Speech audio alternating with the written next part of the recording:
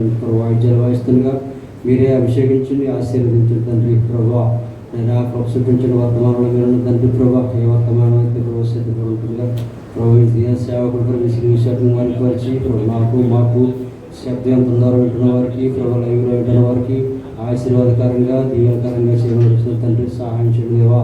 ప్రభా అనేక మందిని బ్రతికించండి, ప్రస్తుతించండి ప్రభా.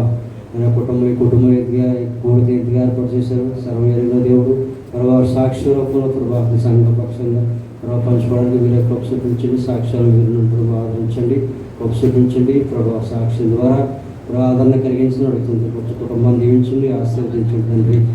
సహాయం చేయండి దేవా. మీకు వందనాస్తోత్ర ప్రభు కోరుకుని ప్రభావ ఆదరించి అంశవరకు ప్రభు అధ్యక్షతను మీరే జరిగించమని నా ప్రభువును రక్షకుడు యేసుక్రీస్తునామములో అడిగి పెట్టుకుంటున్నాం తండ్రి. ఆమేన్. రెండు పాటలు పాడుతూ దేవుని నామమును కనపడుతూ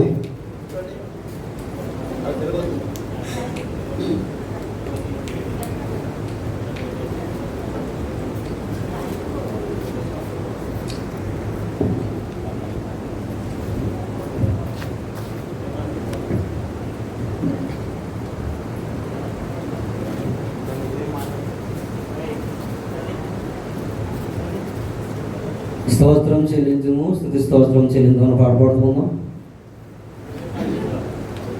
స్తోత్రం చెల్లింతుము, స్తుతి స్తోత్రం చెల్లింతుము, యేసునాథుని మేలులు తలంచి స్తోత్రం చెల్లింతుము, స్తుతి స్తోత్రం చెల్లింతుము. దీవారాత్రములు కంటి పాపవలే కాచి, దీవారాత్రములు కంటి పాపవలే కాచి,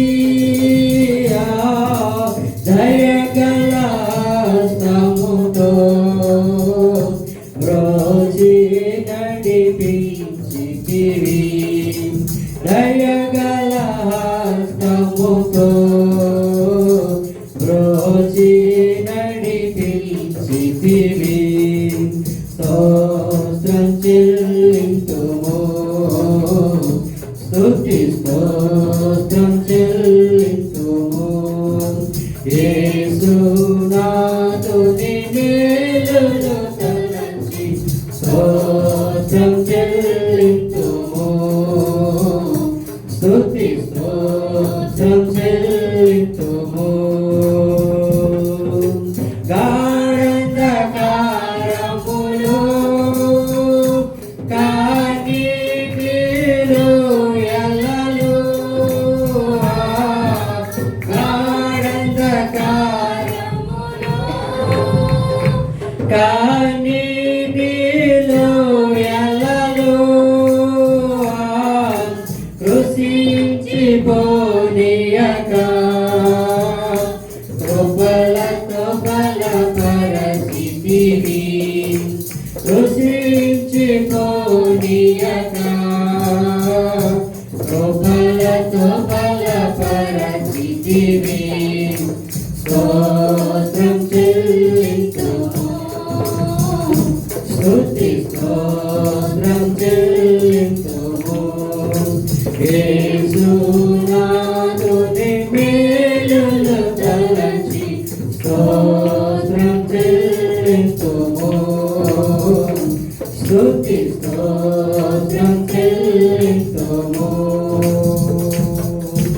సజీవయాగముగా తన శరీరము సమర్పించి,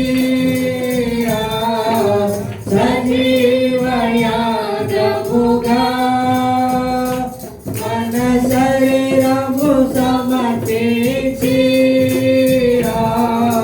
సంపూర్ణ సిద్ధిగా శోధాత్మను నొసగితివి, సంపూర్ణ సిద్ధిగా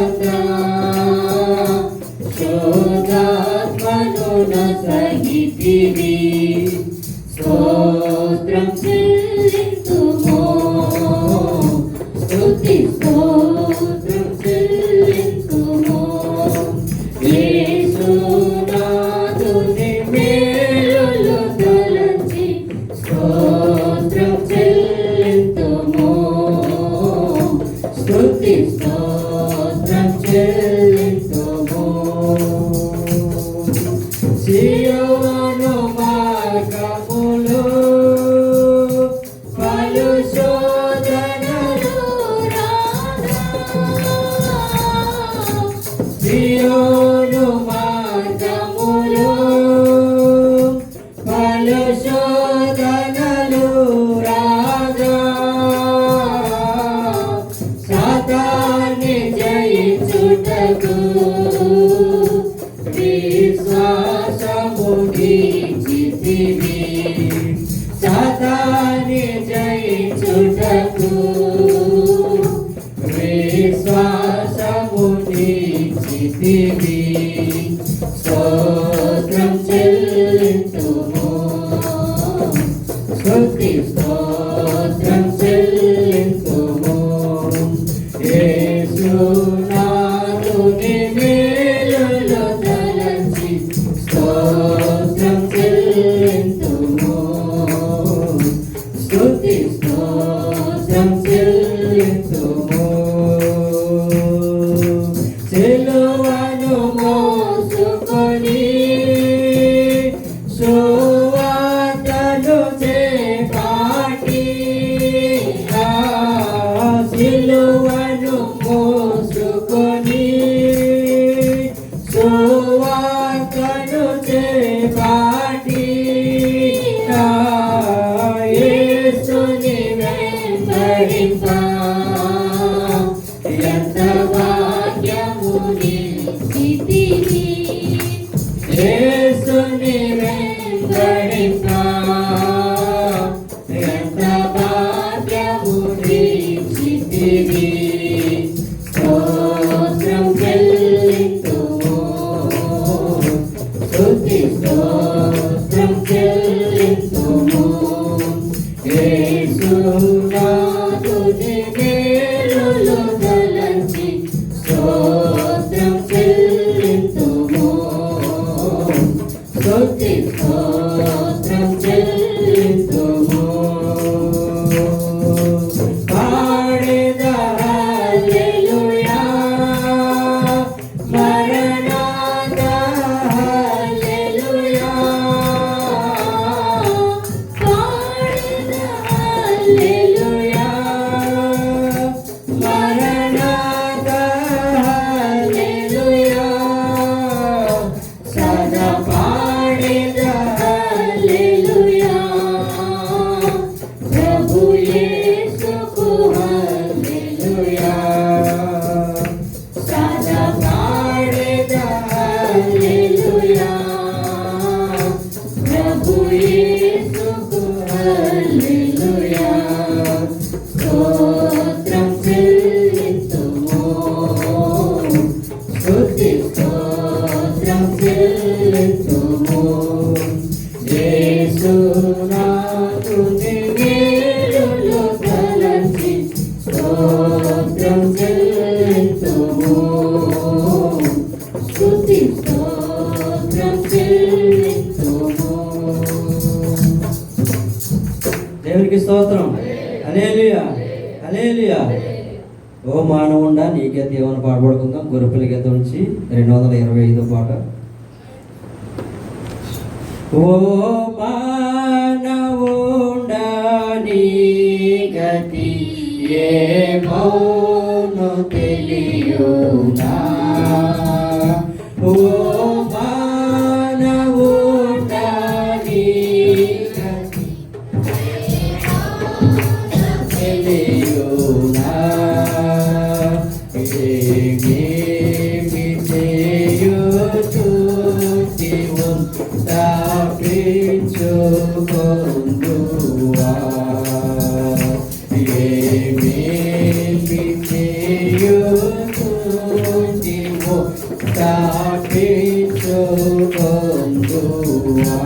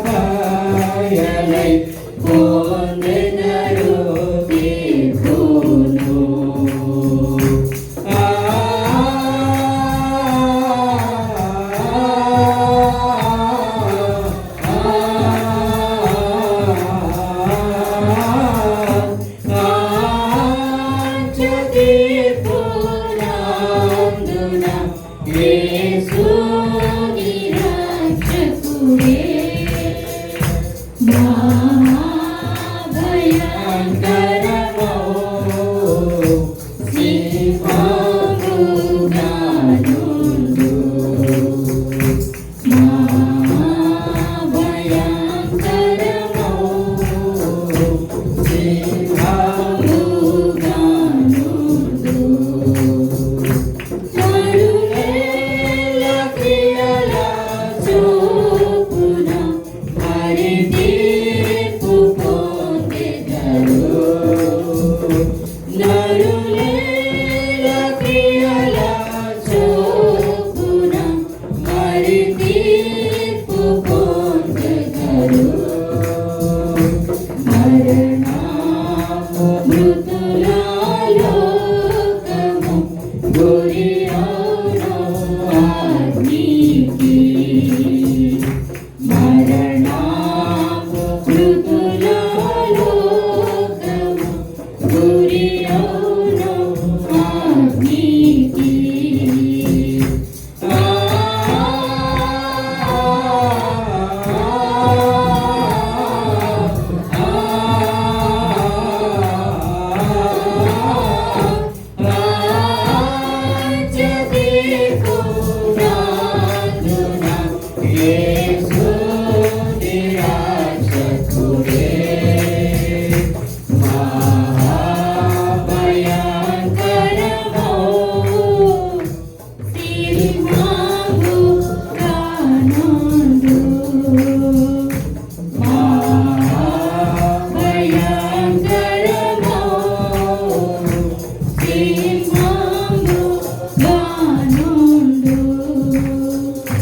ఈనాడు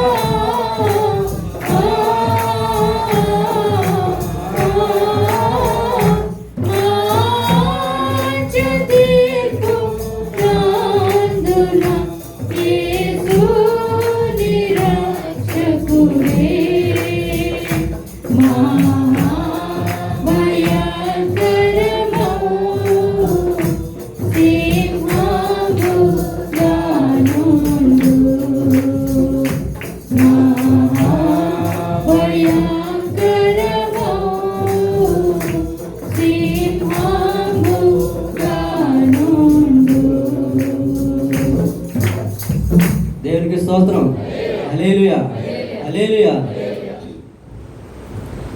కుటుంబస్తులు కూడికి ఏర్పాటు చేశారు. కుటుంబస్తులు ఎవరు కనపడతలేదు. దయచేసి మీ పనులు ఊహించుకుని దేవుని సన్నిధానికి రావాల్సిందిగా ప్రభు పేరు మనం చేస్తూ ఉన్నాం. ఈ పాట గొరిపిల్ల గీతం నుంచి 448వ పాట పాడుకుందాం. ఏసు రాజుగా వచ్చిన పాట పాడుకుందాం. పాట అయిన తర్వాత కుటుంబస్తులు కూడికి ఎందుకు ఏర్పాటు చేశారో ఈ సాక్ష్యాన్ని సంఘపక్షంగా తెలియపరచవలసిందిగా మనం చేస్తున్నాం. వాక్యానికి ముందు రమేష్ అన్నయ్య పాట పాడతాడు. రమేష్ అన్నయ్య గొంతు ఇది ఛానల్ అయింది, చాలా గంభీరంగా పాడతాడు. అందుకే పాట పాడడానికి సిద్ధపడాలని మనం చేస్తున్నాం. గొరిపిల్ల గీతం నుంచి 448వ పాట.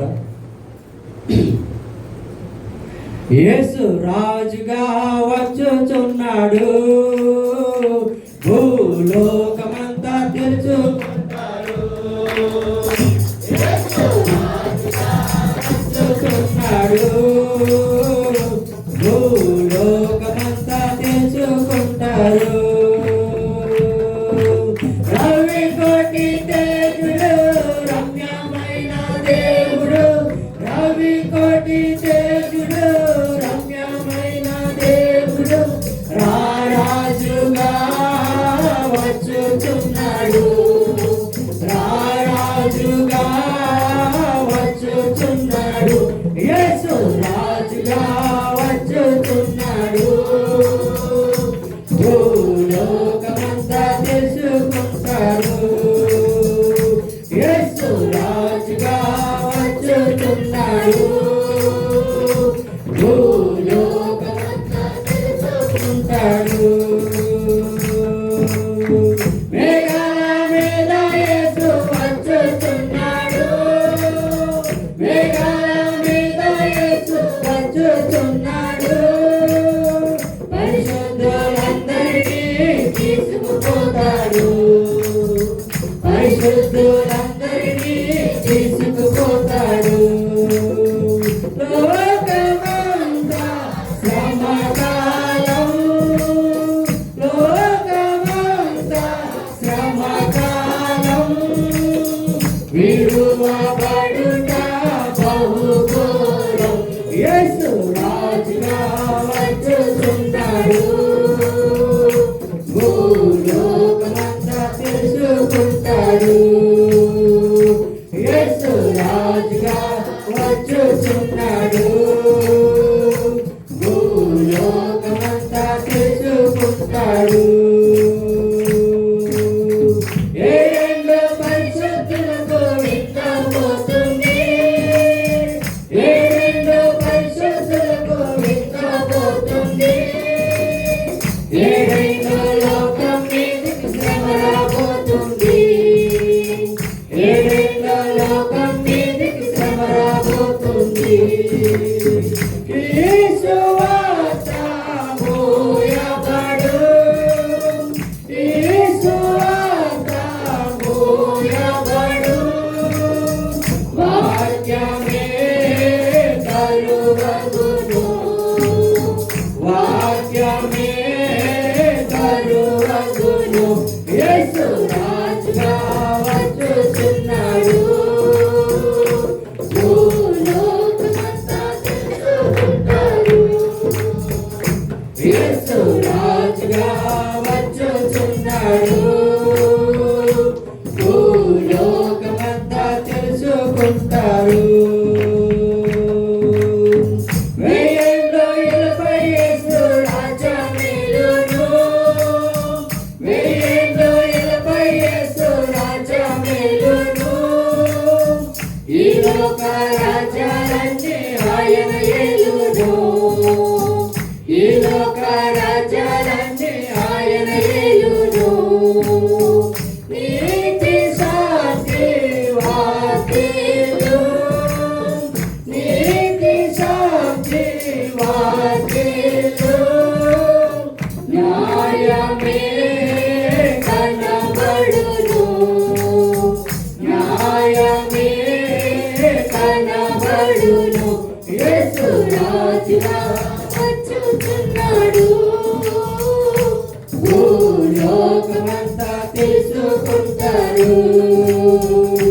యేసు రాజుగా వచ్చుచున్నాడు,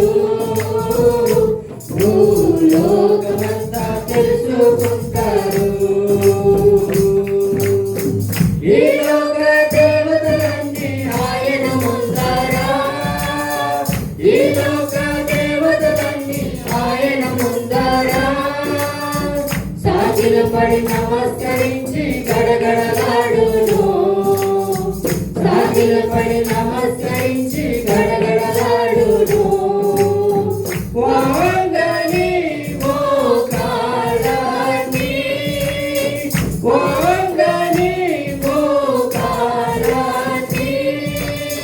యేసయ్యా ఎదుట వంగిపోవును యేసయ్యా ఎదుట వంగిపోవును యేసు రాజుగా వచ్చుచున్నాడు భూలోకమంతా తెలుసుకుంటారు యేసు రాజుగా వచ్చుచున్నాడు భూలోకమంతా తెలుసుకుంటారు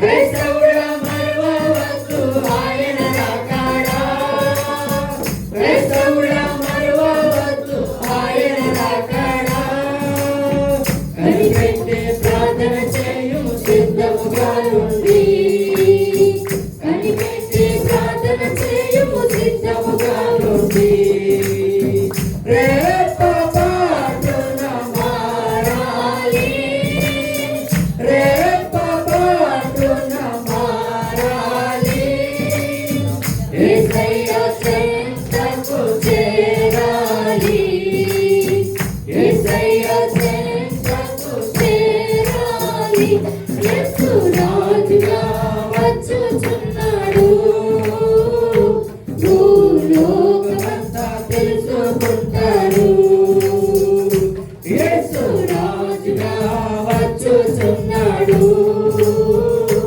భూలోకమంతా తెలుసుకుంటారు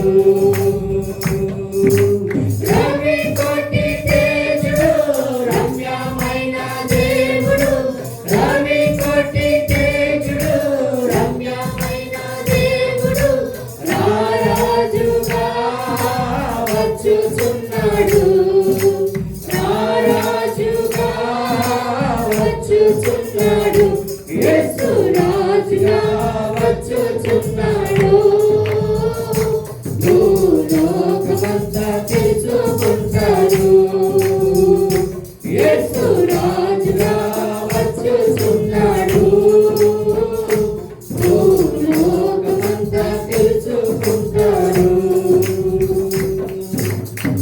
దేవునికి స్తోత్రం. హల్లెలూయా హల్లెలూయా. ఆ కుటుంబ సభ్యులు ఈ కూడికి ఎప్పటికి ఏర్పాటు చేశారో తమ సాక్ష్యాన్ని సంఘానికి తెలియపరచవలసిందిగా మనం చేస్తున్నాం. ఆ సాక్షి తర్వాత అమ్మయ్య పాట వినిపిస్తారు.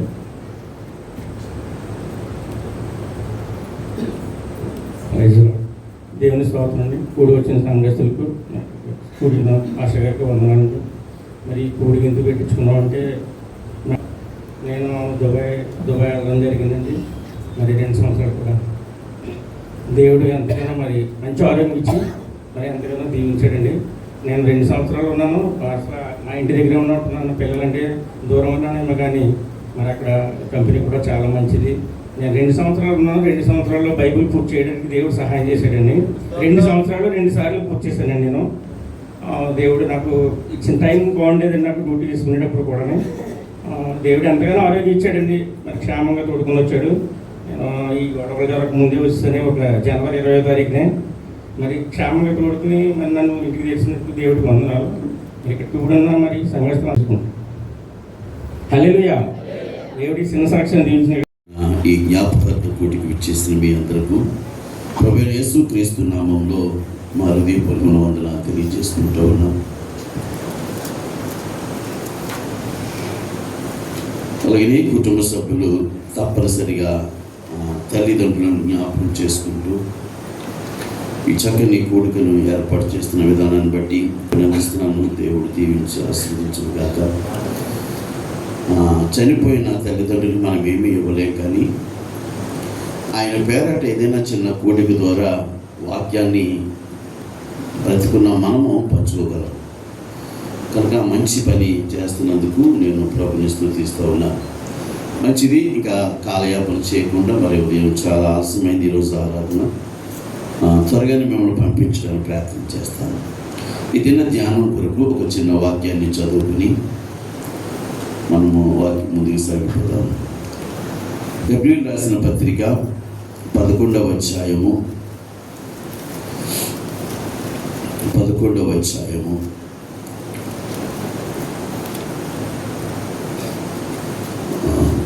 వచనం నుండి 19వ వచనం వరకు స్పష్టంగా గట్టిగా చదవండి. చదువుతున్నప్పుడు మిగిలిన వాళ్ళందరూ కూడా మీ బైబిల్ తెరచి గమనించండి. ఓర్పుని చదవడం కాదు, మిగతా వాళ్ళందరూ కూడా గమనించాక చదవమ్మా.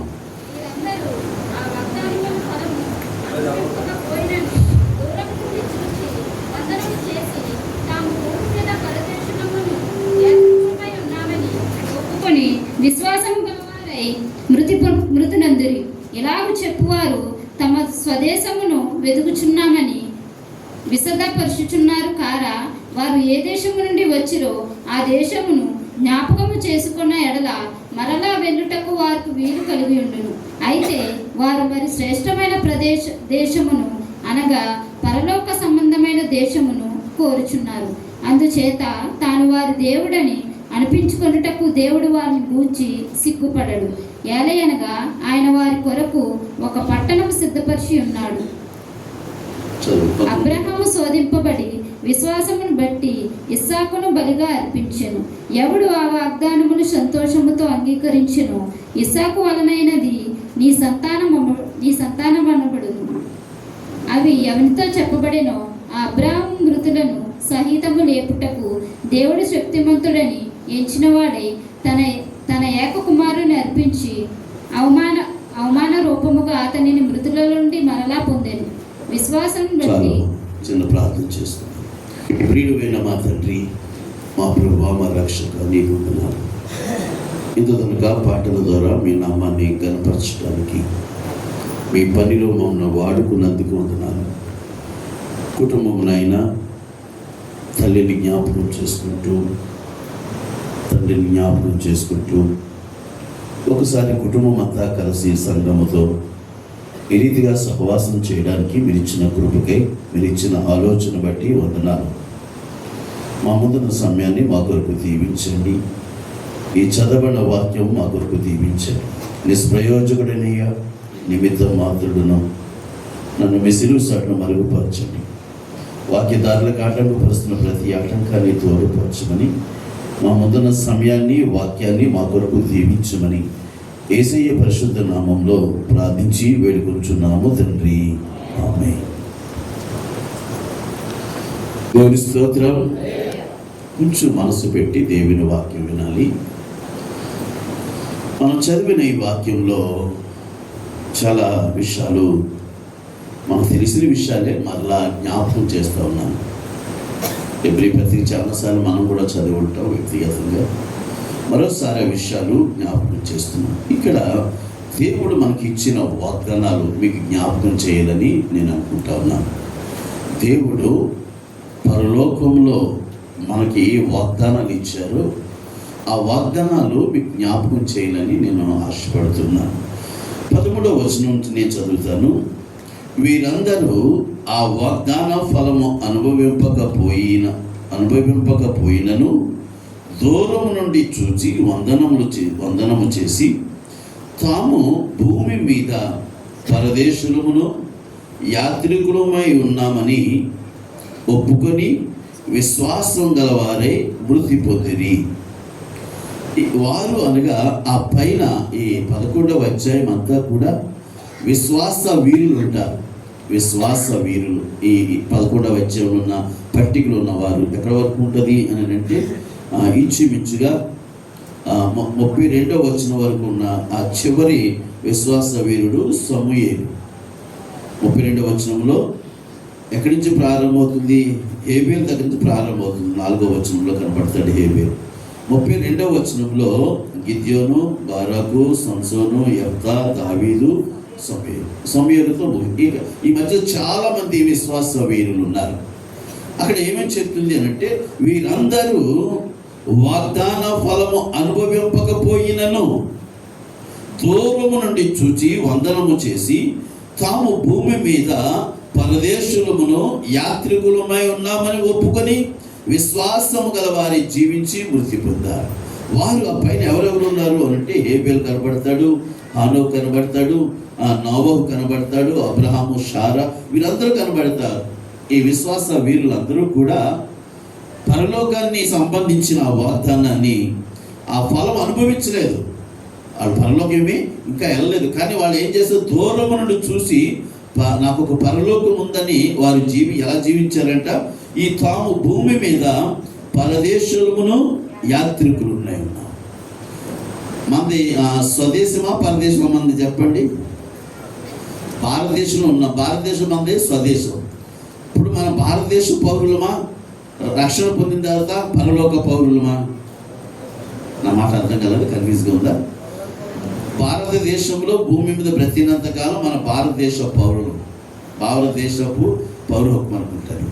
మన ఆత్మీయ జీవితంలో మనకు ఒక దేశం అంటూ ఉంది. ఏ దేశం మంది అంటే మనది ఏ దేశం అనుకుంటున్నాం? ఆత్మీయంగా ప్రభు రక్తం చేత కడగబడి మన పాపాలు విడిచిపెట్టిన తర్వాత మనది ఒక దృష్టి, మన గురి, మన గమ్యము, నేను చనిపోతే పరలోకం ఉంటాము అనేది క్రైస్తవుడి యొక్క నిరీక్షణ.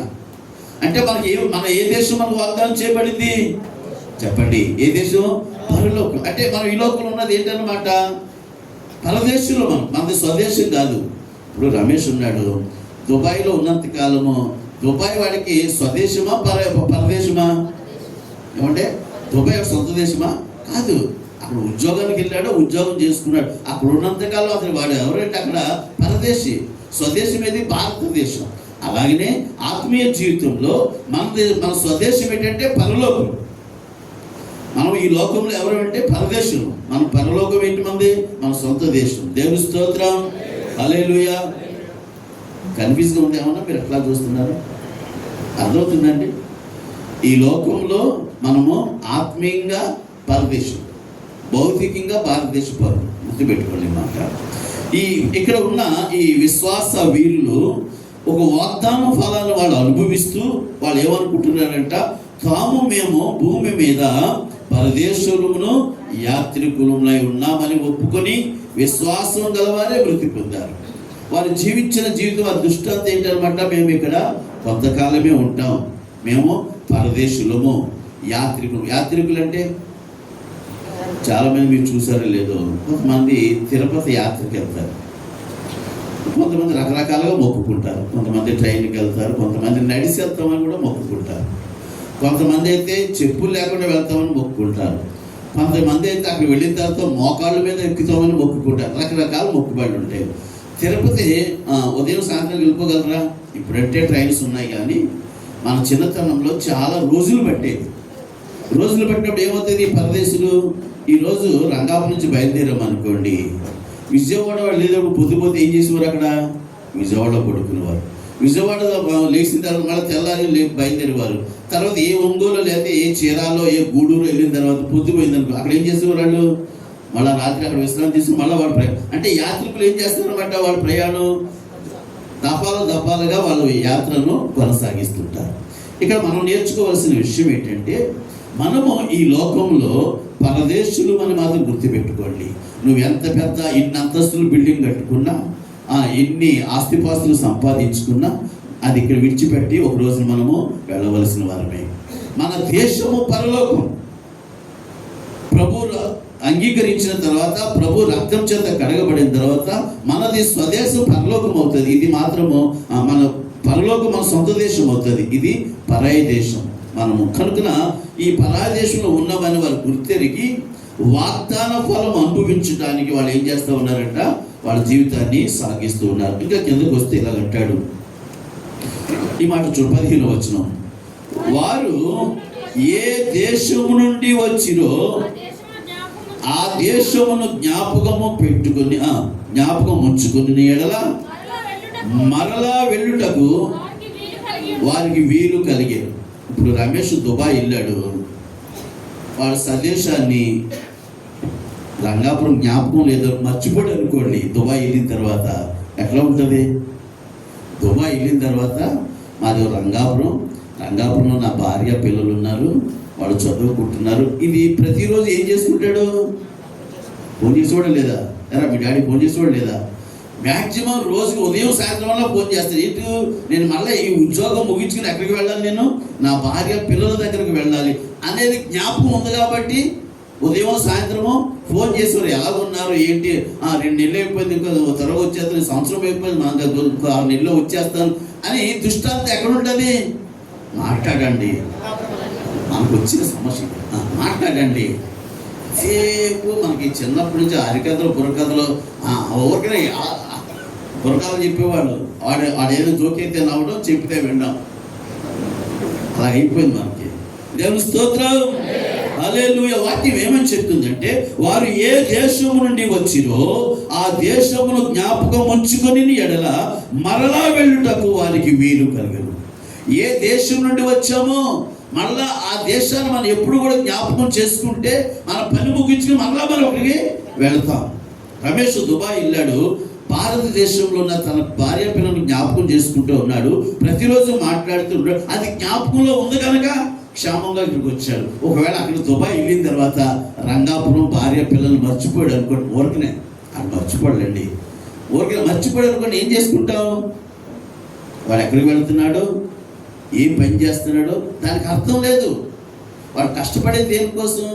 తన భార్య పిల్లల కోసం. దాని దృష్టాంతం ఏంటి? నా ఉద్యోగం ముగించుకుని మళ్ళా నేను నా భార్య పిల్లల దగ్గర వెళ్ళాలనేది వాడి ఉద్దేశం. అమ్మ బాబు గమనించండి, మనం అందరము కూడా పరలోకం నుండి వచ్చాం. 90వ కీర్తన 3వ వచనం అంటాడు, నరులారా తిరిగి రండి నేను సెలవు ఇచ్చినప్పుడు. చదవండి అన్నమాట. 90వ కీర్తన, నీవు మనుషులను మంటికి మార్చుచున్నావు, నరులారా తిరిగి రండి నీవు సెలవు. అంటే మన తండ్రి ఎక్కడున్నాడు? మాట్లాడండి. పరలోకంలో మన ఆత్మీయ తండ్రి, మనం పుట్టించిన తండ్రి, మనం రక్షించిన తండ్రి, మనం కాపాడుతున్న తండ్రి, మనం పోషిస్తున్న తండ్రి ఎక్కడున్నాడు? ఆయన మనం పరలోకంలో ఉన్నాడు. ఆయన ఏం చేస్తాడంటే, ఏదో ఒక రోజున రే గాంధీ నువ్వు రారా అన్నాడు అనుకోండి, ఈ మైకేలా వదిలేసి వెళ్ళిపోవాలి. ఇంకా దానికి ఏమి ఆటంకం లేదు. లేదండి ఇంకా నా కుర్రాడు పెళ్లి చేయలేదు, ఇంకా వాడు ఇంకా సెటిల్ అవ్వలేదు అని చెప్పడానికి లేదు. దేవుడు పిలిచినప్పుడు నరులారా తిరిగి రండి అంటే ఎక్కడి నుంచి వచ్చాం అనమాట? తిరిగి రండి అన్నమాట. తిరిగి రండి అంటే మనం ఎక్కడో స్థలం నుంచి వచ్చాం, మళ్ళీ తిరిగి రండి అంటే మళ్ళీ అక్కడికి వెళ్ళాలి. ప్రియులారా, మనం వెళ్ళవలసిన దేశాన్ని జ్ఞాపకం ఉంచుకుంటే మరలా అక్కడికి వెళ్తాం. మనం వెళ్ళవలసిన దేశాన్ని మర్చిపోతే మనం దారి తప్పిపోతాం. దేవుని స్తోత్రం. కనుక ప్రతి క్షణము కూడా అమ్మా బాబు గమనించండి, ఈ లోకంలో మనం జీవించే ఈ జీవితము అశాశ్వతమైనది. ఇది పరదేశంలో మనం జీవిస్తున్నాం. మన స్వదేశం ఏంటంటే పరలోకం ఉంది. మన పరలోకాన్ని ఎప్పుడు జ్ఞాపకం చేసుకోవాలి? జ్ఞాపకం చేసుకున్న ప్రతిసారి కూడా మన మనస్సాక్షి మనం చెప్తుంది, రే బాబు ఈ అడ్డదారిలో వెళ్ళకు, ఇది పాపం చేసిన వాడు పరలోకం వెళ్ళడు అనేది మనం జ్ఞాపకం చేసుకో. పరలోకం వెళ్ళాలంటే ప్రతిరోజు జ్ఞాపకం చేసుకోవాలి. పరలోకంలో ఎవరుంటారు? తాగుబోతులు ఉండరు అక్కడ. ఎవరుంటారు? తిరుగుబోతులు ఉండరు అక్కడ. దొంగలు ఉండరు, వ్యభిచారులు ఉండరు, అబద్ధికులు ఉండరు, పరిశుద్ధులు ఉంటారు. దేవుని ప్రియ దేవుని బిడ్డరా, మనం ఆ పరలోకం వెళ్ళాలంటే వాక్యం చెప్తుంది, వారు ఏ దేశం నుండి వచ్చిరో ఆ దేశమును జ్ఞాపకం ఉంచుకొని ఎడల. ఆ మాట గమనించండి. జ్ఞాపకం ఉంచుకొని ఎడల మరలా వెళ్ళుటకు వారికి వీలు కలుగుతుంది. ఒకవేళ మర్చిపోతే అమ్మా బాబు పరలోకాన్ని సంపాదించుకోలేం. మనం పరలోకం వెళ్ళాలంటే ఏం చేయాలి? మనము ప్రతిరోజు పరలోకాన్ని జ్ఞాపకం చేసుకుని దానికి తగినట్లుగా మనం జీవించాలి. దేవుని స్తోత్రం. ఎంత వచ్చింది చదవండి. అయితే వారు మరి శ్రేష్టమైన దేశమును అనగా జాతి వినండి, పరలోక సంబంధమైన దేశమును కోరుచున్నారు. అందుచేత వారి దేవుడని అనిపించుకొనుటకు దేవుడు వారిని గూర్చి సిగ్గుపడడు. ఏలైనగా ఆయన వారి కొరకు ఒక పట్టణమును సిద్ధపరిచి ఉన్నాడు. దేవుని స్తోత్రం. హల్లెలూయా. ఎవరైతే అమ్మా జాగ్రత్త వినండి, ఎవరైతే పరలోకం వెళ్ళాలని జ్ఞాపకం ఉంచుకుంటారో, నేను పరలోకం నుంచి వచ్చాను, నేను మరలా పరలోకం వెళ్ళాలి, దేవుడు ఏదో ఒక రోజు నన్ను పిలుస్తాడు, ఏదో ఒక స్థలంలో పిలుస్తాడు, పనిలోనో ప్రయాణంలోనో బంధువుల దగ్గర ఇంటి దగ్గర ఎక్కడో దిక్కి నేను ఏదో ఒక రోజు దేవుడు నన్ను ఏం చేస్తాడు? నరులారా రా అని నిన్ను నన్ను పేరు పెట్టి పిలుస్తాడు అనేది మనం జ్ఞాపకం ఉంచుకుంటే ఆ జ్ఞాపకం మనం ఎక్కడ తీసుకుని వెళ్తుంది అంటే పరలోకం తీసుకుని వెళ్తుంది. అలాగా పరలోకాన్ని జ్ఞాపకం పెట్టుకుని పరిశుద్ధమైన జీవితాన్ని జీవిస్తూ ఈ లోకంలో ఈ జీవిత యాత్రను కొనసాగిస్తారో వారిని గురించి దేవుడంట నేను వీళ్ళ దేవుణ్ణి అని చెప్పుకోవడానికి సిగ్గుపడ్డట. నేను బోడా రాము దేవుణ్ణి అని చెప్పుకోవడానికి సిగ్గుపడ్డు. ఎందుకు? ఇప్పుడు మనం ఏమయ్యాము? ప్రభు రక్తం చేత కడగబడ్డాం. ఎందుకు? రక్షణ పొందక ముందు ఏమనుకుంటుందా, రక్షణ పొందక ముందు తాగుతూ ఉన్నాడు, తిరుగుతూ ఉన్నాడు అనుకోండి. ఇప్పుడు దేవుడు వచ్చి ఆ తాగి ఏ చెట్టు కింద పడిపోయాడు, నేను రాము దేవుడిని అని చెప్పుకోగలదా?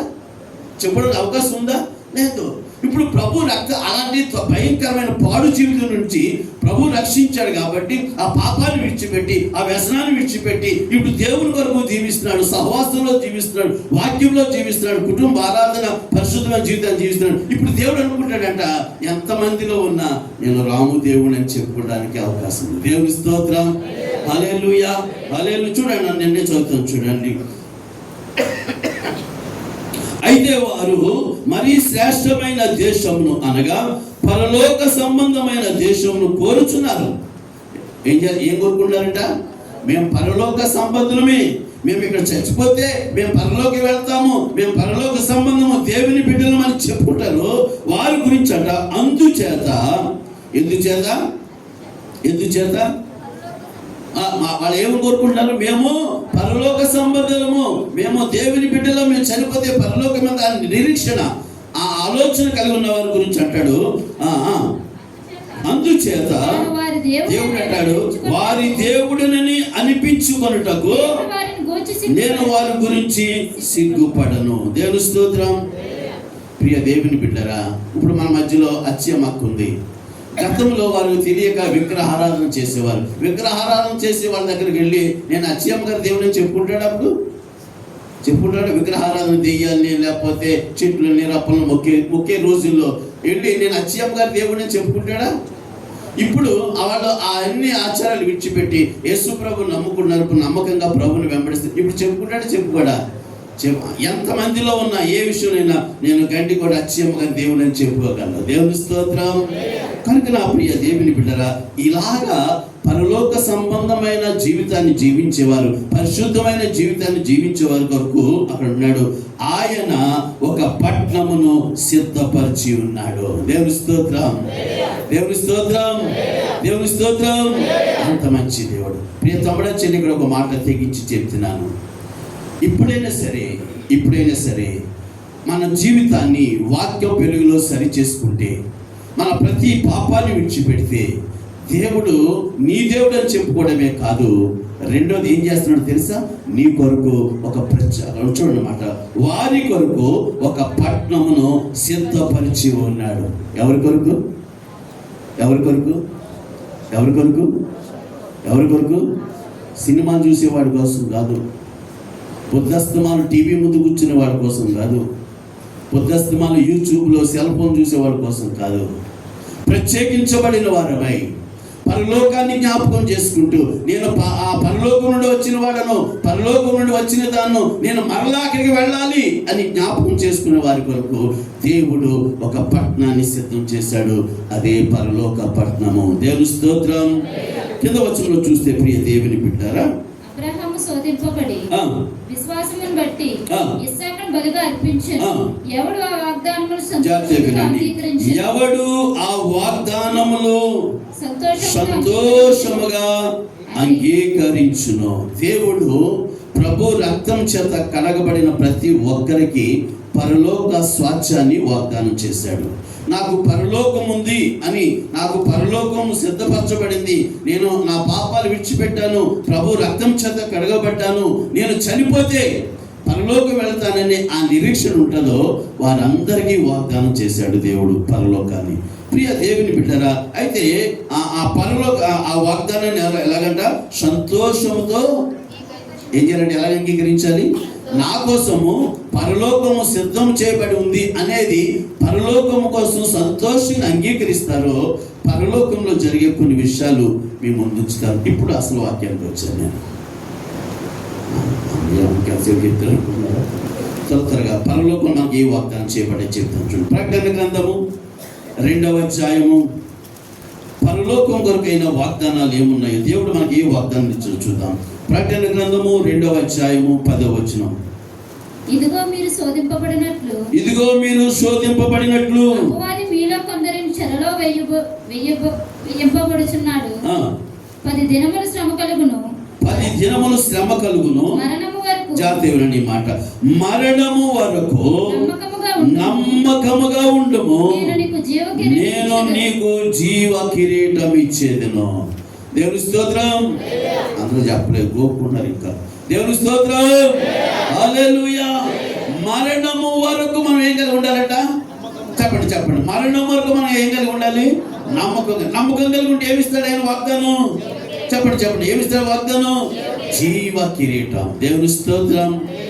ప్రియ దేవుని బిడ్డలారా, ఈ జీవిత యాత్రలో మనం జీవించే ఈ కొద్ది జీవితం, ఈ చిన్న జీవితంలో నువ్వు చనిపోయే వరకు దేవుని కొరకు నమ్మకంగా జీవిస్తే, ఒకవేళ ఈ లోకంలో ఎవరు మెచ్చుకోకపోవచ్చు, ఎవరు నిన్ను గౌరవించకపోవచ్చు, ఎవరు నీకు ఆధిక్యతలు ఇవ్వకపోవచ్చు, ఈ లోకంలో దేవుని కొరకు యథార్థంగా నమ్మకంగా జీవించే వారి కొరకు పరలోకంలో ఏ వాగ్దానం ఉంది?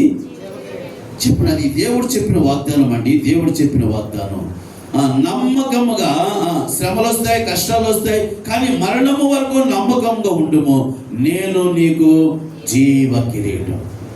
ప్రియ దేవుని బిడ్డరా, పరలోకం కొరకు ఆశపడే వారికి పరలోకం వెళ్ళాలనే ఒక తీర్మానం కలిగిన వాగ్దానం ఏంటంటే, మొదటి వాగ్దానం ఏంటంటే జీవ కిరీటాన్ని ఇస్తాడు. దేవుని స్తోత్రం. రెండవది ప్రియ దేవుని బిడ్డరా, యోహాను సువార్త 3వ అధ్యాయం 16వ వచనం చూడకుండా చదవండి ఆ మాట. దేవుడు లోకముని ఎంతో ప్రేమించెను, కాగా తన అద్వితీయ కుమారునిగా పుట్టిన వాని యందు విశ్వాసముంచు ప్రతివాడును నశింపక నిత్య జీవం పొందినట్లు. రెండో వాగ్దానం ఏంటంటే, మొదటి వాగ్దానం ఏంటి మనకి? చెప్పండి, అర్థమైన చెప్పండి. మొదటి వాగ్దానం ఏంటి మనకి? జీవ కిరీటం ఇస్తాడు. ఎక్కడ కాదు, ఈ లోకంలో ఉన్నప్పుడు చాలా అవార్డులు వస్తూ ఉంటాయి. పద్మశ్రీ అవార్డు అని, పద్మభూషణ్ అవార్డు అని, పద్మ విభూషణ్ అవార్డు అని. దాంట్లో కూడా కొంత మోసం జరుగుతూ ఉంటుంది. వాళ్ళకి నచ్చిన వాళ్ళకి, వాళ్ళ పార్టీ వాళ్ళకే ఇస్తూ ఉంటారు. కానీ అక్కడ అలాంటి స్వార్థం ఏమి ఉండదు. అక్కడ ఎవరికంటే దేవుని కొరకు నమ్మకముగా మరణము వరకు నమ్మకంగా జీవించే వాళ్ళకి జీవ కిరీటం మొదటి వాగ్దానం. రెండో వాగ్దానం ఏంటంటే, ప్రియ దేవుని బిడ్డరా, నేను చదువుతాను చూడండి. దేవుడు లోకమును ఎంతో ప్రేమించెను, కాగా ఆయన తన అద్వితీయ కుమారునిగా పుట్టిన వాని యందు విశ్వాసము, జమాట గమనించండి, విశ్వాసముంచు ప్రతివాడును, దేవుని కుమారుని యేసు క్రీస్తు ప్రభువారు నా కొరకే వచ్చారు అనే విశ్వసించిన వారిని ప్రతివాడు వాడు ఏం చేయడంట?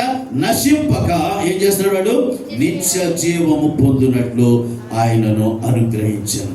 రెండవది నిత్య జీవాన్ని వాగ్దానం చేయబడింది. దేవుని స్తోత్రం. హల్లెలూయా. ప్రియ దేవుని బిడ్డరా, ప్రతివాడు, నువ్వు నేను కూడా నశింపక మనం ఏం చేద్దాం? నిత్య జీవాన్ని సంపాదించుకుంటాం. తమ్ముడా చెల్లి, నీవు పరలోకం నుండి వచ్చావు, నేను మరలా పరలోకం వెళ్ళాలని జ్ఞాపకం ఉంటే నువ్వు అక్కడికి వెళ్ళడానికి అవకాశం ఉంటుంది. ఒకవేళ అది మర్చిపోతే, పరలోకాన్ని మర్చిపోయి ఇదే నా సొంత జీవితము, ఈ భూలోకంలో నేను శాశ్వతంగా బ్రతుకుతాను అన్నట్లుగా బ్రతికితే, భూలోకంలో శాశ్వతంగా బ్రతుకుతామండి? అరే కుమారి, భూలోకంలో శాశ్వతంగా బ్రతుకుతామా? కాదు. ఎంత మంచివాడైనా, ఎంత భక్తుడైనా, పాపైనా ఏదో ఒక రోజున మరణం. ఇది అశాశ్వతమైన జీవితం. శాశ్వత ఏముందంట? నిత్య జీవం. ఎక్కడ నిత్య జీవం ఉంటుంది అంటే ఆ నిత్య రాజ్యంలోనే. దేవుని స్తోత్రం. మొదటిది మన పరలోకం కొరకు ఆశ కలిగి ఉంటే మొదటి ఏమిస్తాడు మన వాగ్దానం? రెండోది ఏమిస్తాడు? నిత్య జీవం. మూడవ మాట జకరియా గ్రంథము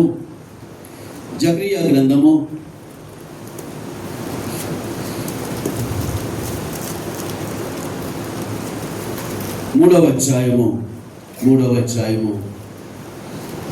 4వ వచనం నుండి 7వ వచనం వరకు అలా చదువుకుంటారండి. కిందకి దూత దగ్గర నిల్చున్న వారిని పిలిచి ఇతని మైలు బట్టలు తీసివేయడని ఆజ్ఞాపించి, నేను నీ దోషమును పరిహరించి ప్రశస్తమైన వస్త్రములతో నేను అలంకరించుచున్నాను అలంకరించుచున్నానని సెలవిచ్చెను. అతని తల మీద తెల్లని పాగా పెట్టుడని నేను మనవి చేయగా వారు అతని తల మీద తెల్లని పాగా పెట్టి వస్త్రములతో అతనిని అలంకరించి యెహోవా దూత దగ్గర నిలుచుచుండెను. అప్పుడు యెహోవా దూత యెహోషునకు ఇలాగూ ఆజ్ఞించెను, సైన్యములకు అధిపతియగు యెహోవా సెలవిచ్చినదేమనగా, నా మార్గములో నడుచుచు నేను నీకు అప్పగించిన దానిని భద్రముగా గైకొనేలా నీవు నా మందిరము మీద అధికారివై నా ఆవరణములను కాపాడువాడు గదువు. చాలమ్మ, దేవుని స్తోత్రం. ప్రియమైన దేవుని బిడ్డరా, మూడవది అక్కడ చెప్పబడిన మాట మన సారాంశం ఏంటంటే, మనమే ఎలా ఉన్నామంట? మైలు బట్టలతో ఉన్నామంట. మైలు పడిన బట్టలతో, పాడైన జీవితం, మైలు పడిన బట్టలు. ఇప్పుడు ఏదైనా పెళ్లికి వెళ్తున్నాం అనుకోండి, మంచి బట్టలు వేసుకుని పెళ్లికి వెళ్తున్నాం అనుకోండి, ఏ డ్రైనేజ్ తీసేటప్పుడు లేకపోతే ఏదో పెంట బట్టల మీద పడింది అనుకోండి, మనం అక్కడికి ఫంక్షన్కి వెళ్ళగలమా? మన బట్టలు ఏమైపోయాయి? మలినమైపోయాయి. మనం మళ్ళీ ఆ ఫంక్షన్ వెళ్ళాలంటే మనం ఈ మైలు బట్టలను ఏం చేయాలి? మనం మార్చుకోవాలి. అట్లాగనే పరలోకము పరిశుద్ధమైనది, పరిశుద్ధులు ఉండే లోకం.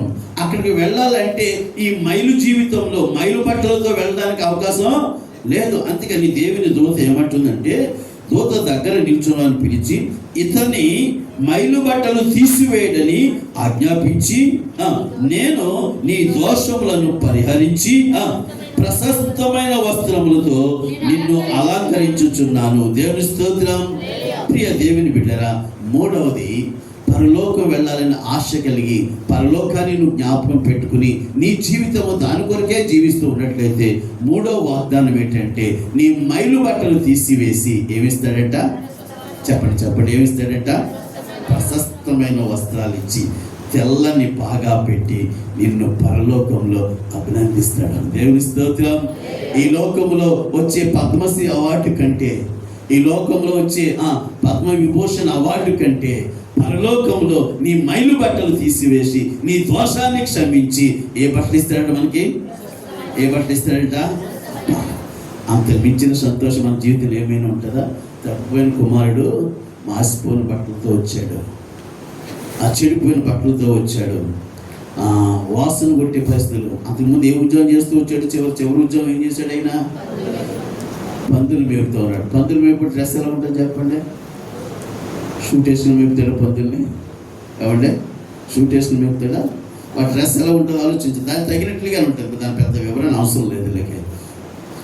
ఇప్పుడు ఎక్కడ ఉంటామో ఆ వాసన వస్తుంది రాదా? గొర్రెల దగ్గరికి వెళ్ళాము అనుకోండి, ఏ వాసన వస్తుంది చెప్పండి? గేదె దగ్గర ఉన్నామనుకోండి, ఏ వాసన వస్తుంది? ఆవు దగ్గర ఉంటే ఏ వాసన వస్తుంది? మనం ఏ పని చేస్తే ఆ పని, పొగాకు కంపెనీలో ఐటీడీ కంపెనీలో పనిచేసారు, ఏ వాసన వస్తుంది? ముందు మా చిన్నప్పుడు సీరపేటలో పనిచేసారు. వాళ్ళు డ్యూటీ చేసి వస్తే వాళ్ళు ఎక్కడ కూర్చుంటే అక్కడ సిగరెట్ వాసన వచ్చేది వాళ్ళ దగ్గర. ఇది వాళ్ళు ఎక్కడ పని చేస్తున్నారు? సిగరెట్ పేటలో పని చేస్తున్నారు. ఇప్పుడు కూడా మా పెద్దమ్మారు అబ్బాయి చేసి వాడు ఉండదాకా ఐఎల్టీడీ కంపెనీలో వాడు డ్యూటీ నుంచి వస్తే మంచి బట్టలైనా ఆ వాసన ఏ వాసన వస్తాయి? పొగాకు వాసనే వచ్చేయి. ఇప్పుడు పందులు మేపేవాడు వచ్చేవాడు, వాడి దగ్గర ఏ వాసన వస్తుంది?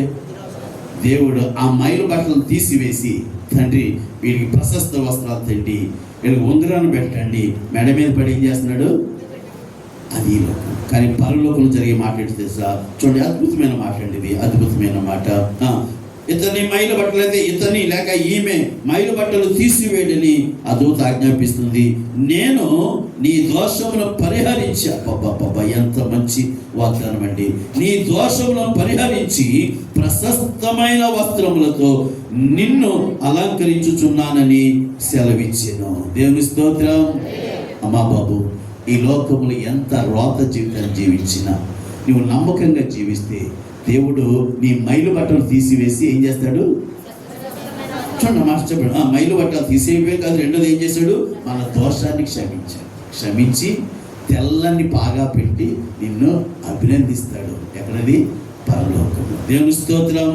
మూడవది మనకేమిస్తున్నాడు? మొదటిది ఎప్పుడు మన వాగ్దానం పెట్టి పరలోకం వెళ్ళే వారి కొరకు జీవ కిరీటం, రెండోది నిత్య జీవం, మూడవది ప్రశస్తమైన వస్త్రాలు. ప్రియమైన దేవుని బిడ్డలకు ఒక మాట చెప్తాను.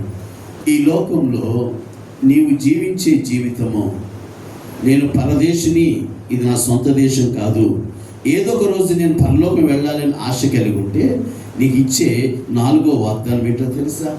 పరలోకంలో దేవుడు నీకు చక్కని గృహాన్ని ఇస్తాడట. నమ్మిన వాడు స్తోత్రం చెప్పండి. పరలోకంలో నాకు దేవుడు మంచి గృహం ఇస్తాడు. వాక్యం చూడండి పోనీ. యోహాను సువార్త 14వ అధ్యాయము, యోహాను సువార్త 14వ అధ్యాయము మొదటి 3 వచనాలు చదువుతా. నీ హృదయములో కలవరపడనీయకుడి, ఆ. దేవుని యందు విశ్వాసం ఉంచువారు ఆ. నా యందును విశ్వాసం ఉంచుడి. Very good. నా తండ్రి ఇంట అనేక నా నివాసములు తండ్రి కలవు. ఇంట అనేక నివాసములు కలవు, లేని ఎడల మీతో చెప్పుదును, నీకు స్థలము సిద్ధపరచి వెళుచున్నాను. మీకు లేకపోతే నీకు స్థలము సిద్ధపరచ వెళుచున్నాను. నేను వెళ్ళి నీకు స్థలము సిద్ధపరిచిన ఎడల ఆ. నేనున్న స్థలములో మీరును ఉండలాగున ఆ. మరలా వచ్చిన ఎద్ద నుండుటకు ఆ. మిమ్మల్ని తీసుకొని పోవుదును. ఆ. నేను వెళ్ళుచున్న స్థలమునకు ఆ. మార్గం మీకు తెలియనని చెప్పాను. చాలా దేవుని స్తోత్రం. యేసు ప్రభువు చనిపోయిన తర్వాత పరలోకం వెళ్తారని శిష్యులు తెలిసినప్పుడు శిష్యులు గలిబిలి చెందుతున్నారట. అయ్యో మా గురువు గారు చనిపోతారు, ఆయన పరలోకం వెళ్ళిపోతారని గలిబిలి చెందుతున్నారు. ఆ సందర్భంలో ప్రభు చెప్తున్న మాట ఏంటంటే, బాబురే మీ హృదయాలు కలవరే పాడలేకండి, నేను ఇంటికి వెళ్తున్నానంటే నేను ఇంటికి వెళ్తున్నాను మీకు అక్కడ పరలోకంలో స్థలము సిద్ధపరచడానికి. దేవుని స్తోత్రం. ఈ రోజున మన భారతదేశంలో కూడా భూలోకంలో స్థలాలు దొరుకుతా లేదని చంద్రమండలంలో ఎవడో ప్లాట్లు వేసారట. చంద్రమండలంలో ప్లాట్లు వేసి కొనుక్కుంటున్నారు. అక్కడ ఇల్లు కట్టుకోవడానికి, మనిషి నివసించడానికి సరిపడిన వాతావరణంతో లేదో చూసుకుంటున్నారంట. పర్లో ఈ వార్త విన్నారా పోనీ? ఎందుకంటే చదువుకున్న వాళ్ళు బాగా వెళ్తారు. చంద్రమండలంలో ప్లాట్లు అమ్మడానికి ప్రయత్నం చేస్తున్నారట. ఇప్పుడు ఇక్కడ రంగాపురం వాడు వెళ్ళి చంద్రమండలం ఇల్లు కట్టుకున్నాడు అనుకోండి, అది గొప్పగా ఉంటుందా ఉండదా? ఇప్పుడు అంతా ఎత్తుగా చంద్రమండలం చేయవచ్చు. మన ఊరోడు ఎవడన్నా హైదరాబాద్లో పెద్ద అపార్ట్మెంట్ కట్టుకున్నాడు అనుకోండి, అంటే ఇప్పుడు రమేష్ గడంట దుబాయ్లో వచ్చిన తర్వాత అమెరికాలో మంచి ప్లాట్ ఉన్నాడంట, బెంగళూరులో ప్లాట్ ఉందనుకోండి, ఢిల్లీలో ఇల్లు ఉందని ఎంత గొప్ప ఉంటుంది మనకి చెప్పండి. పార్లమెంట్ భవనం పక్కనే మన ఇల్లు ఉందనుకోండి, ఎలా ఉంటుంది? ఢిల్లీలో గొప్పగా ఉంటుందా, ఏడుతూ ఉంటారా? దేవుని స్తోత్రం. ఈ లోకంలోని ఈ భవనాలు ఢిల్లీలోనో బెంగళూరులోనో హైదరాబాద్ ఉంటే ఎంత గొప్పగా ఉంటే, చంద్రమండలంలో ఉంటే ఇంకెంత గొప్పగా ఉంటుంది. చంద్రమండలం దాటి పరలోకంలో నీ ఇల్లు నా ఇల్లు ఉంటే ఎంత గొప్పగా ఉంటుంది. దేవుని స్తోత్రం. మనందరికీ పరలోకంలో దేవుడు స్థలం సిద్ధపరచును గాక. అనుకుంటున్నారు పరలోకంలో నేను టీవీ సీరియల్ ఎక్కడ మా అందరూ పోయిన నా పరలోకం దొరుకుతుంది ఏంటి చెప్పాలి కాబట్టి అల్లెలి అన్నారు. దేవుని స్తోత్రం. మానుకో ఈ రోజైనా. నువ్వు పరలోకం వెళ్ళడానికి నీకు అడ్డుగా ఉన్న జీవితం మీద మానుకో ఈ రోజైనా. అమ్మా, ఇది అశాశ్వతమైన లోకం. పరలోకం సంపాదించుకోకపోతే నీవు చేసే భక్తంతా వృధా. నీకంటే బుద్ధిహీనుడు మరొకడు ఎవడుంటారు. ఒక తెలియక మనం పాపం చేస్తే వేరే విషయం, తెలిసి పాపం చేస్తే చేతులారా పరలోకంలో ఉండే ఆ స్థలాన్ని భాగ్యాన్ని పోగొట్టుకుంటా. ప్రభు అంటున్నాడు, బాబు మీరు కంగారు పడకండి, నేను ఇంటికి వెళ్తున్నానంటే మీకు స్థలాలు సిద్ధపరచడానికి. ప్రియ దేవుని బిడ్డారా, పరలోక వాగ్దానం 4వది ఏంటంటే, పరలోకంలో దేవుడు మనందరికీ గృహాలు కడుతున్నాడు. ఒకసారి సాధు సుందర్ సింగ్ గారు అడిగారంట ప్రభుని, యేసయ్య పరలోకం అంటున్నారు, బైబిల్ నిండా రాశారు, చాలామంది పాస్టర్లు చెప్తున్నారు, అసలు పరలోకం ఎలా ఉంటుంది అంటే తీసుకెళ్ళాడంటే ఆయన. సాధు సుందర్ సింగ్ గారు మాట పుట్టిలేక, అంటే ఆయన ఎంత సన్నిహితంగా ఉన్నాడో చూడండి దేవునికి. సాధు సుందర్ సింగ్ గారు పరలోకం తీసుకెళ్ళాడంట. సాధు సుందర్ సింగ్ గారు తెలుసా? మంచి భక్తుడు, పంజాబ్ రాష్ట్రంలో పుట్టి అద్భుతమైన సేవ చేశాడు ఆయన. ఆ దేవుడికి చాలా సన్నిహితంగా ఉండేవాడు. పరలోకం వెళ్ళాడు, చూపించాడంట. పరలోకంలో పెద్ద పెద్ద భవనాలు కడుతూ ఉన్నారంట. ఆ భవనాలు చూస్తుంటే ఆశ్చర్యపోతున్నాడు. ఒక మాటలో చెప్పాలంటే ఆ పరలోకంలో వీధులన్నీ కూడా బంగారంతో ఉన్నాయంట. నమ్మిన వాడి దేవుని స్తోత్రం చెప్పండి. హల్లెలూయా. తమ్ముడొచ్చింది, ఇది వాస్తవం.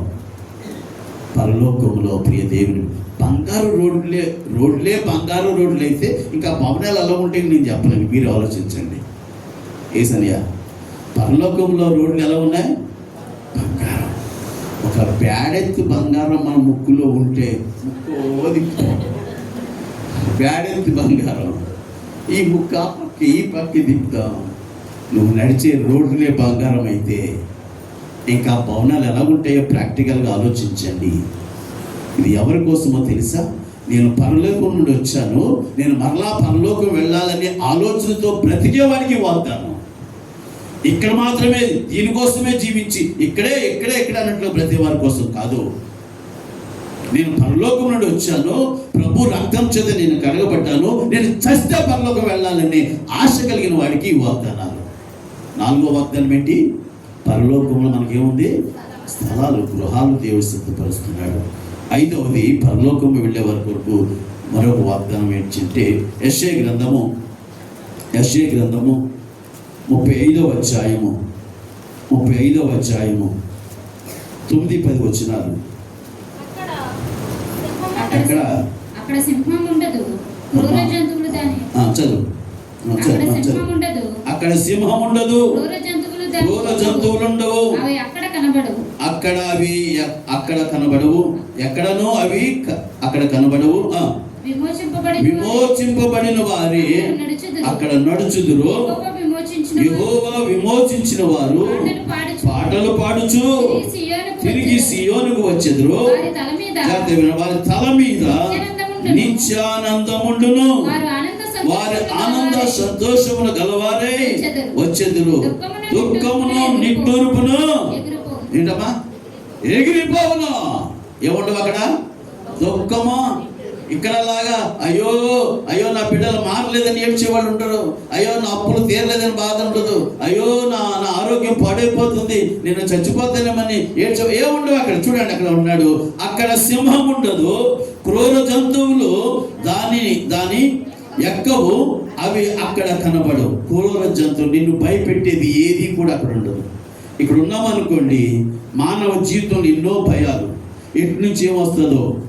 ఒక పక్క అనారోగ్య భయం, మరొక పక్క అప్పుల భయం, మరొక పక్క పిల్లలు ఇంకా భవిష్యత్తు ఏమవుతుందనే భయం, మరొక పక్క ఇంకా ఇల్లు కట్టలేదనే భయం, మరొక పక్క ఏదో చేయలేదు భయం, రకరకాల భయాలు.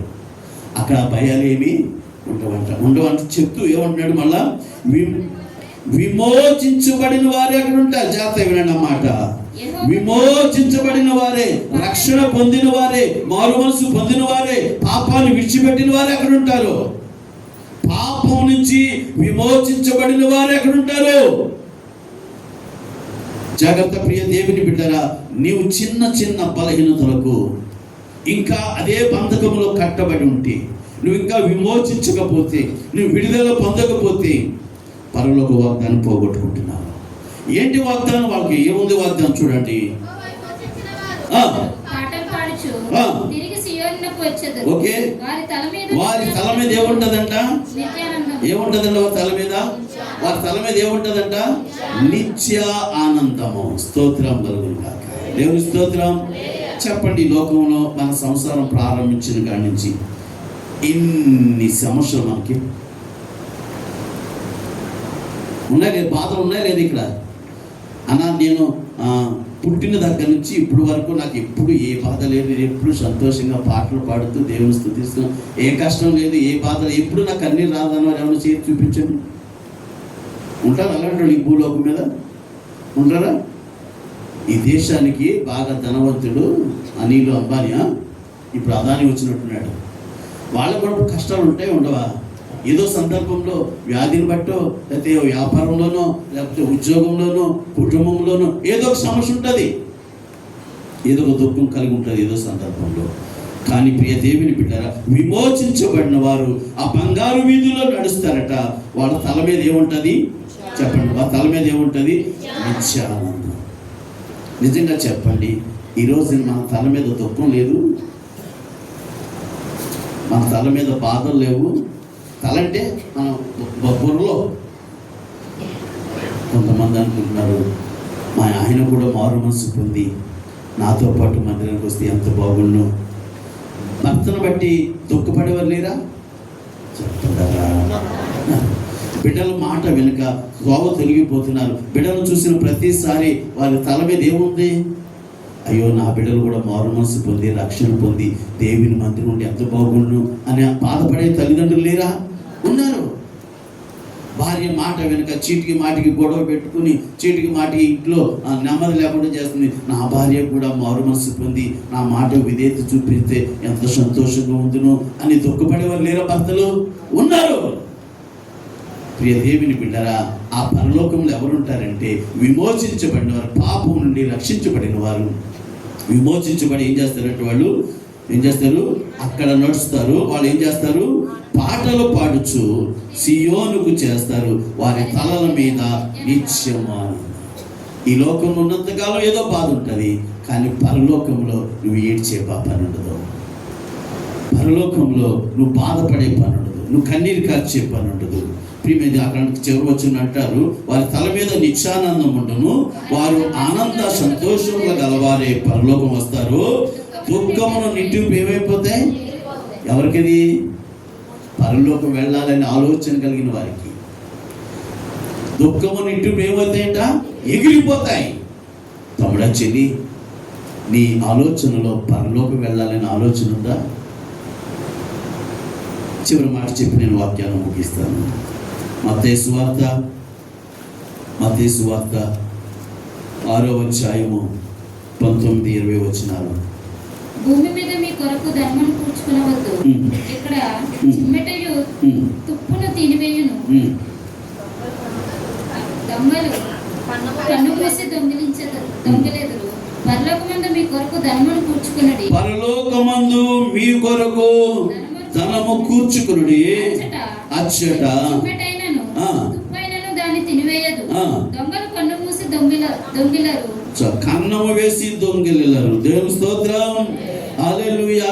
చివరిగా 6వ వాగ్దానం ఏంటంటే, పరలోకం వెళ్ళాలనే ఆశ కలిగిన వాడు భూలోకంలో సంపాదించుకునే దానికంటే దేనికో సంపాదించుకుంటాడంట. భూలోకంలో సంపాదించుకునేది దొంగలు కొట్టిపోయే అవకాశం ఉంటుంది, సిమెంట్లు కొట్టయితే చెదబట్టే అవకాశం ఉంటుంది, చాలా ప్రమాదాలు ఉంటాయి. కానీ పరలోకంలో మనం ఏదైనా సంపాదించుకోవాలంట. నేను చదువు చూడండి, 20 వచనం చదువు. పరలోకమందు మీ కొరకు ధనమును కూర్చుకొనుడి. అచ్చట సిమ్మెటైనను తుప్పైనను దాన్ని తినివేయదు. దొంగలు కన్నము వేసి దొంగలేరు. మనం ఏ ధనం సంపాదించుకోవాలంట? కొన్న మాటేనండి. పరలోకమందు మనం ధనం ఎలా సంపాదించుకుంటాం? అక్కడ పరలోకమందు అకౌంట్ ఏం తెలుసా మీకు? తెలుసా? పరలోకం అకౌంట్ తెలుసా? మనం చెప్పాను, పరలోక అకౌంట్ గుర్తొస్తుందా?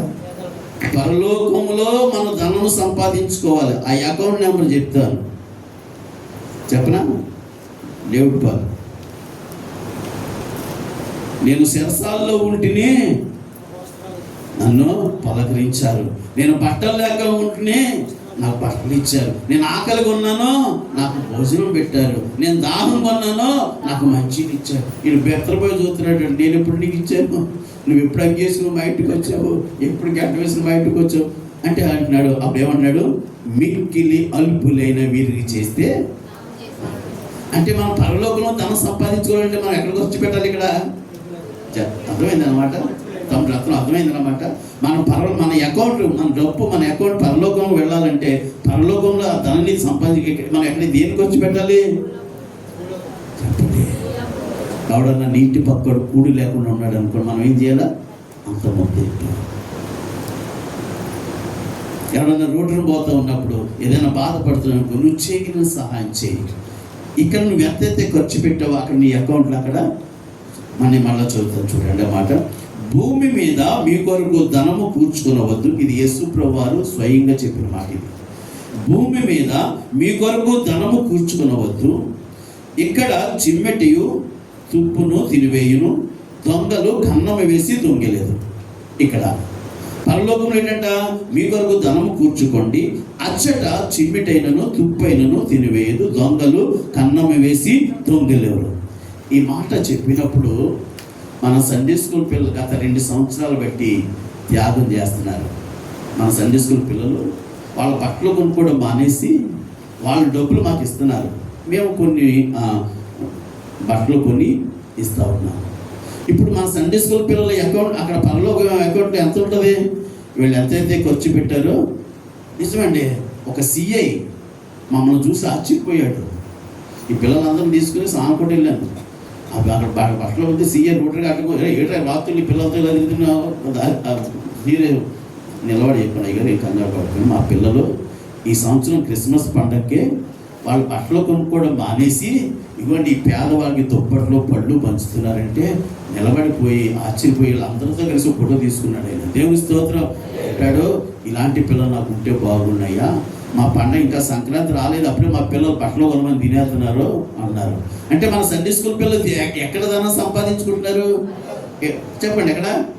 పరలోకం. తమ్ముడ చెల్లి, పరలోకం వెళ్ళే వరకు 6 వాగ్దానాలు చెప్పాను. మొదటి వాగ్దానం చెప్పండి, రెండవది, మూడవది, నాలుగవది పరలోకంలో స్థలం గృహం కూడా, ఐదవది నిత్యానందం, ఆరవది ఆత్మ సంబంధమైన ధననిధిని మనం పరలోకంలో ఉన్న వారికి దేవుడు ఇవ్వబోతున్నాడు. దేవుని స్తోత్రం.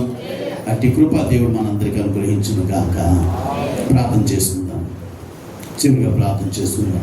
ప్రార్థన అంటే ఇంకేమీ రాయొద్దు, కుయ్యొద్దు, కూర్చోండి, మోకాలు వేసేయండి అంతే. కూర్చొని బైబిల్ ఇంకా బైబిల్ ప్రార్థన. చివరిగా ప్రార్థన చేసుకుందాం.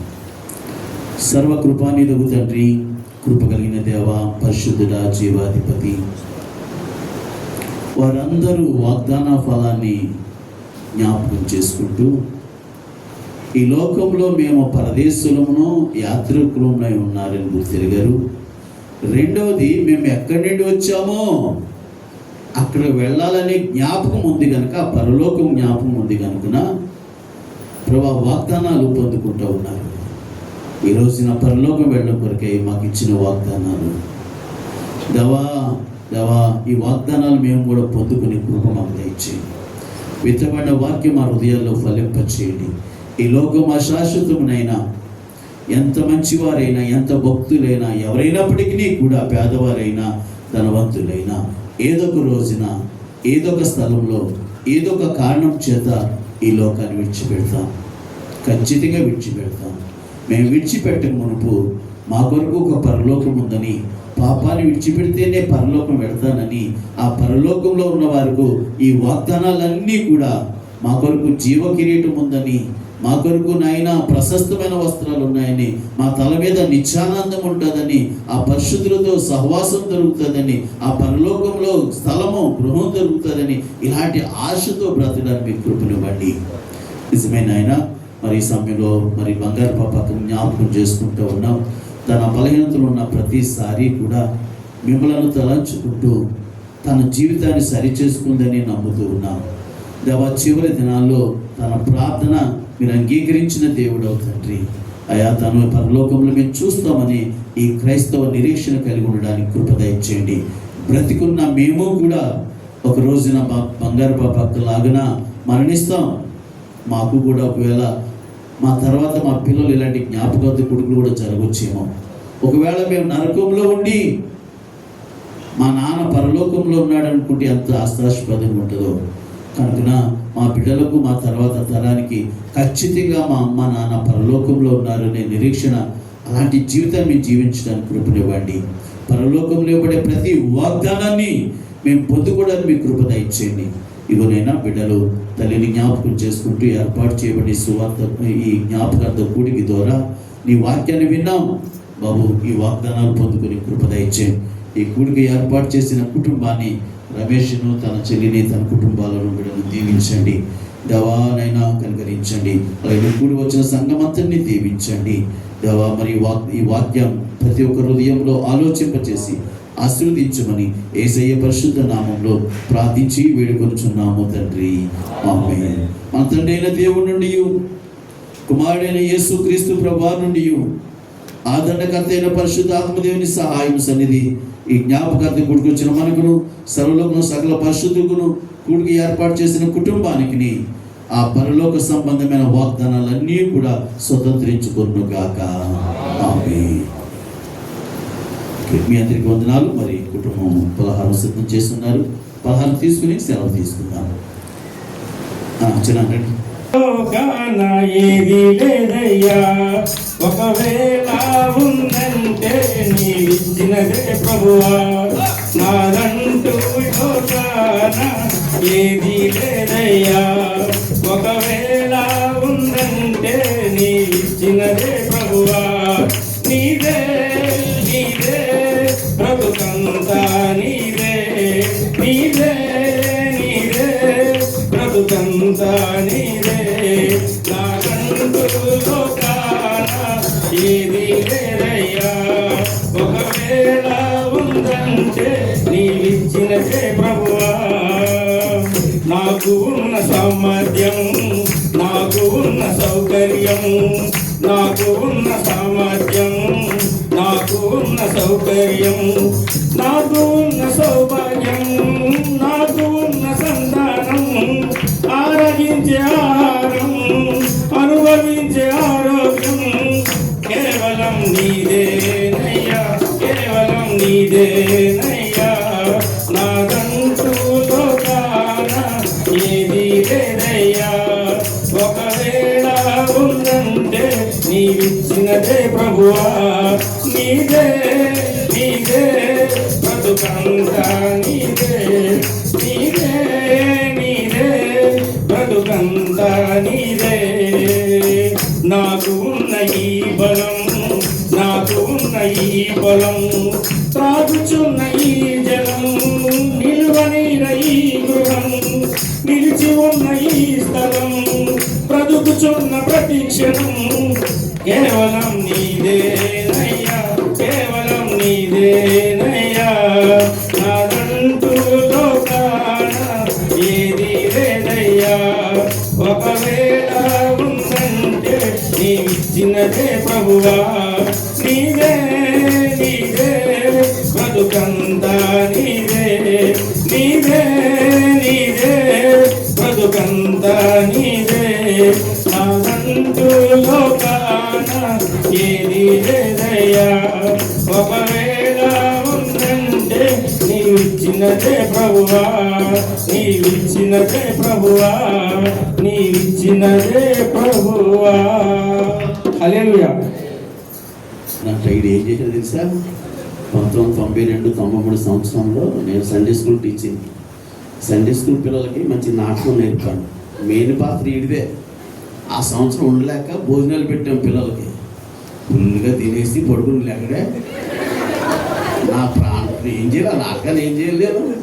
అప్పటికప్పుడు ఎక్కడ నేర్పుకున్నాను, నా తల ప్రాణం తాకొచ్చిన చేశాడు. దేవుని కృపను బట్టి ఈరోజు ప్రభువులు ఆనందిస్తారు. దేవుని స్తోత్రం, హల్లెలూయా. అయిపోయించాను. బుధవారం మందిరంలోనే ఈ వారానికి సువార్త కూడుకుంటుంది. శుక్రవారం మరి ఆన్లైన్ ప్రేయర్ ఉంది. ఉదయం స్త్రీలు కూడుకుంటుంది, రాత్రికి ఆన్లైన్ ప్రేయర్ ఉంటుంది. దయచేసి మరి ఆన్లైన్ ప్రేయర్లో అందరూ పాలు పొందాలని మనం చేస్తున్నాం. దేవుడు చాలా కార్యాలు చేస్తున్నారు. మా పిల్లలు మాట్లాడుతున్నారు. దేవుడు ప్రార్థన దాటిపోయే దేవుడు కాదు.